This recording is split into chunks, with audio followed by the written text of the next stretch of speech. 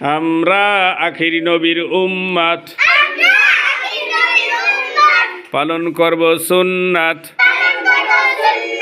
যারা সুন্নাত আমল করবে না নবী সুপারিশ পাবে না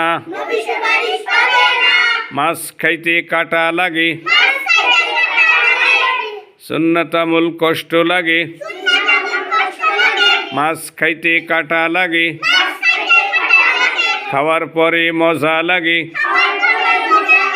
সুন্নাত আমল কষ্ট লাগে আমল করলে ফল পাবে আমরা আখিরি নবীর উম্মত আমল করব সুন্নাত যারা সুন্নাত আমল করবে না নবী সুপারিশ পাবে না মাছ খাইতে কাটা লাগে খাওয়ার পরে মজা লাগে সুন্নাত আমল কষ্ট লাগে আমল করলে ফল পাবে